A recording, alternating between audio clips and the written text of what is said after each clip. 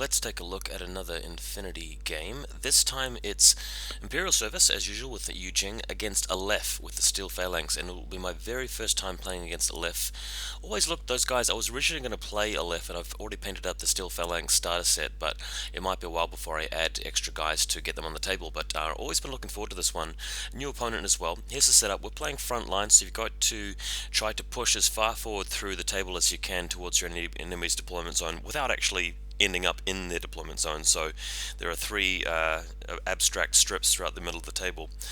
I have won the role for first turn, and I am setting up here, deploying first with the Sujan to the left, Rui Shui in the center, and Celestial Guard behind the main crate back here, Kanrin behind the crates in the mid to the right, and the Ninja in hidden deployment behind the objective room to the right hand side. Next image shows you a bit more of a close-up. Sujian in cat form, Rui Shui with some Guangxi scattered around, and of course right next to the box there, the Link team in a bit of a conga line with the Guangxi control device with the very precious light smoke grenade launcher ready to activate and put down the smoke templates.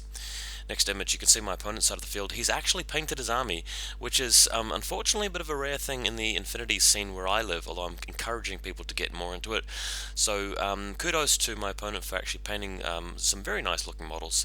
We've got the Hector Link team with two Myrmidons and Machaon as well, and a Nagima marksman with missile launcher in the top, prone there on top of that crate. Next image, on the other side of his deployment zone, Penthesilea. Love that model, love the rules for it as well. Some people think it's not the strongest choice. I'd probably agree, but if I ran Aleph Steel Phalanx, I would play her for sure. Then we've got Thrasimides, the infiltrator. Obviously, a very popular choice because of his ability to be a specialist infiltrating in Steel Phalanx, which is rare. And Chooser at the back there, if you can see him behind the crates, the left-hand side of the photo. Next image, just a look at the side view of the battlefield where you can see the distances. I want you guys to pay careful attention to the distance between Thrasimides at the bottom left and the Sujian at the mid to right side of the field. You can see my HVT in the street between them. So my plan is basically to block that street up with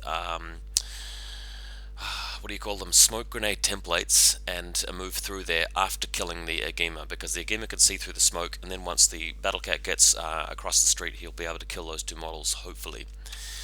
Next image, okay, so just another view from my deployment zone. You can see that there's another Celestial Guard with Guangxi control device on the building on the left-hand side, but he's prone, and the Guangxi just scattered around. I'm keeping track of my command tokens on top of that building. That's what the green tokens are for. Next image, okay, so down the bottom left you can see the Rui Shui has moved forward, and the plan here is to shoot at the Agema marksman. So hopefully, since it's 4 dice versus 1, I should be okay here. Spends the first order just moving up. There's a bit of a line of sight between the hollow ads scenery and the Myrmidons in Hector's Link team. So I started by shooting at them, they dodged and went back into cover, no kills there. That allows me to move further forward, so gaining line of sight against the Agema. And in the next photo you can see that line of sight there. After moving to this position, we checked the range. I was within 24 inches. So it's me shooting and needing to hit on 12s on 4 dice, and him shooting and needing to hit, I think, on 13. But of course, with a higher burst, I managed to win that outcome and drop him to unconscious state. So that's the first kill for Yu Qing. Next image, the Guangxi control device Celestial Guard Link moving out into the street with the first half of her movement, and then moving back with the second part of that movement. That's the first short skill, and of course declaring a shot from this point so that she can draw line of sight between the Sujian, HVT, and Guangxi to land templates out in the street. Next image, one of them was successful, the other one was not. So given the Agema sniper cannot shoot me, or the Agema missile launcher cannot see me because he's dead, effectively, or dead, unconscious, the Sujian Battlecat moves up into the smoke, and then as you can see far into the distance at the top of the photo, there's a series of crates. Tusa is hiding behind that, but interestingly, my opponent has not chosen the Tusa MSV2 profile. He's got 3 options. One of them has an X-Visor, the other 2 have MSV2. Baffled. I would always take Tusa with an MSV2. It's such a powerful ability to have. Why wouldn't you take it? Anyway, story for another time. Cautious movement allows me to move past this line of fire, so from the smoke through to the building you can see on the left without being shot at by Juice's ARO. In the next image, the Battlecat spends another order walking to the edge of the building, and this causes Thrasimides to declare an ARO. Notice carefully that Thrasimides is hugging the wall. He's a silhouette 2. The Battlecat has a different silhouette, but it's a lower silhouette than Thrasimides, so thanks to the wall and the S2, it's actually blocking line of sight to Penthesilea. So if we go to the next image, what's happened is that I have accepted the shot from the submachine gun, laying down the light flamethrower, which actually touches both him and Penthesilea. She gets to make a dodge at -3 for not being able to see me, and another -3 for being on a motorbike. Fails it, fails the armor save, fails another armor save, extremely unlucky, burns to a crisp. Bam. Thrasimides doesn't even inflict a wound with the submachine gun, takes the flamethrower hit and dies as well. Horrible luck for my opponent. Very powerful battle kitty here. I actually thought that he would have been better off either dodging with Thrasimides as well, just to force me to burn through more orders, or trying for the engage, because if he survives the flamethrower hit and engages the cat, then it's stuffed. It's close combat 8, and he's a lot better at that in close combat, although he doesn't have martial arts, but still, it would have completely shut down this tactic. Next image, the cat now moving past the pair of corpses, and to a point where Juicer still can't see the cat, but Hector and Link team can make long-range arrows. Really didn't care about them. I've got a lot of armor. There are a lot of penalties from shooting long range. This allows me to shoot back at them just to try and beat some face-to-face rolls and kill the net rod at the same time, which you can see next to the Raqqa mining building if you check out the advertising that I've installed here. So this results in the net rod being destroyed and nobody taking any other wounds. Next image, the cat now moves to the point where it can actually draw a line of fire to Juicer. Juicer, of course, gets a shot back, but it's not really an optimal range band. The Spitfire is in the perfect range band and shoots him. I think that he passes his armor save and he dodges and goes prone behind the crates. I can't remember whether he has no wound incapacitation, but I certainly didn't kill him with this activation. Next image shows me turning back into combat form and staying behind total cover. The thinking behind this is that I've already inflicted so much damage with this model that he can just stay there, and Aleph just has so few orders to retaliate with that if they bring them after the Sujian, then I've just got free reign of the battlefield, whereas if he ignores the Sujian, I just go on another rampaging turn. So that is the plan. Next image, just a bit of an overview here. Looking from the side on, one of the Quangxi has moved up to the bottom. I've actually moved the Celestial Guard with Quangxi controlled device into the central building there. You can see him with a prone marker, and the Canren with his hollow echoes has moved closer to the objective room at the top of the photo there, if you can see that. Next image. Okay, Hector moving the Link team around here. This is a left turn, of course. I think they've only got 6 orders to spend. The Agimi marksman is still unconscious, of course. Next image, what he's doing here is just moving around a little bit so that Hector can get some shots off against the Rui Shui, which was in suppression fire. So he moves to a point where he's further away than 24 inches, forcing me to break the suppression fire and try and beat Hector in a face-to-face roll with shooting. Doesn't work out, obviously, and Hector totally blasts the battle bot, so that's a win for Hector. In the next image, Machaon has climbed up the top of the building. Now, as far as I understand it, unless you have climbing plus, a climb is an entire order, and given that we are not in HSN3 yet, a total order climb would actually break you out of the link. I decided not to bring that up. I felt like I was already ahead in the game, and I didn't really want to be completely mean here, but I think that technically Machaon would break the link if he comes out and does a climb. But anyway, Machaon moving over and getting to the Agima and doctoring him, so bringing him back to life from unconscious state successfully. Next image shows Hector trying to box in the Sujian. So we've got a Myrmidon on one side, Hector on the other side, and engaging with a bit of an ARO. I decide to hit him back with a light flamethrower instead, and turns out that Hector is not successful here. Next image, it is my turn, and all of the Quangxi are just rolling up the side here because there's nobody to shoot them. There's no arrows from the Aleph models because there's so few of them and they're in the wrong positions. And you can see also the Rui Shui with lots of damage tokens on it. It's completely wiped out. Next image, we've got a conga line here doing a bit of a dance with the Celestial Guard. Their plan is just to move around the corner of the building.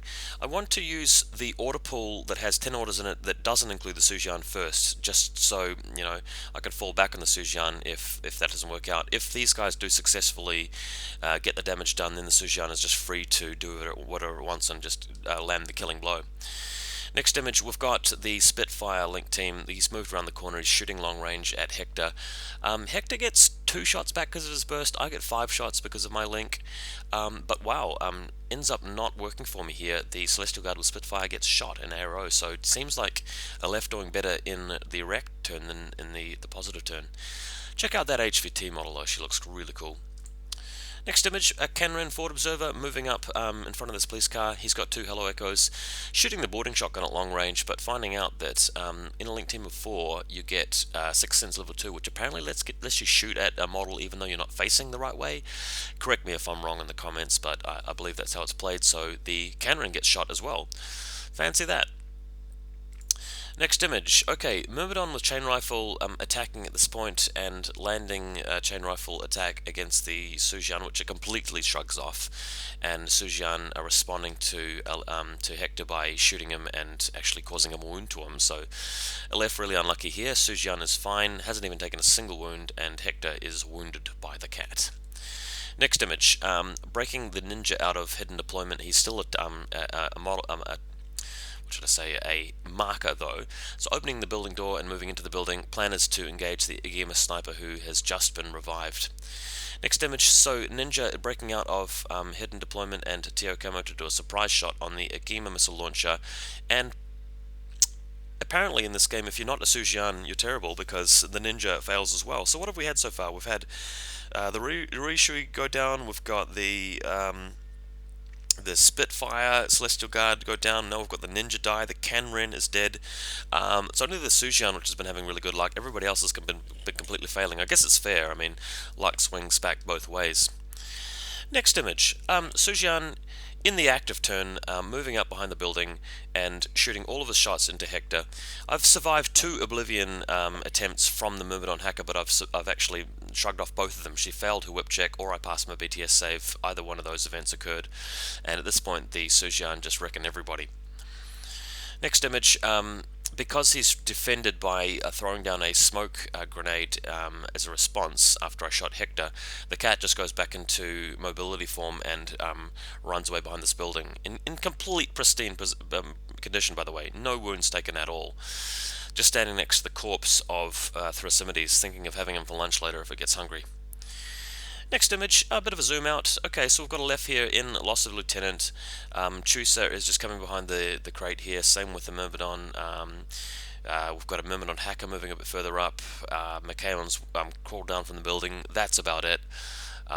So loss of lieutenant, very short turn, very short turn. Next image, Sujian. I'm just starting to take a little bit of a better photo, some close-ups every now and again because close-ups are cool. Moving around to shoot at the Myrmidon hacker, but she throws down a smoke template instead of getting shot, so success for her. Next image again, moving through a Guangxi down the bottom left towards the enemy HVT and that blue model next to them behind the wall, just so I can, how should I put it, control the HVT if the Myrmidon hacker dies. And the Sujian has gone back into combat form and gone into suppression fire. Next image, Myrmidon's helping each other out. The one with the chain rifle throws a smoke grenade into the LOA first, just to avoid him losing the Myrmidon hacker. And then that's pretty much where the game ends. The hacker moves into the central zone in the battlefield, but because I have more points in the central zone, I get 3 objective points. He gets 1 point for the strip closest to his deployment zone. I get 1 for the point for the strip closest to mine. So it's a victory to Yucheng 4-1. Imperial Service wins against Steel Phalanx. Very one-sided game though, just because of that initial pull-out with the Sujian getting to such a great spot and just wrecking the order pool basically. Once you've got 6 or 7 orders, it's very hard to contest, against an army that has 20.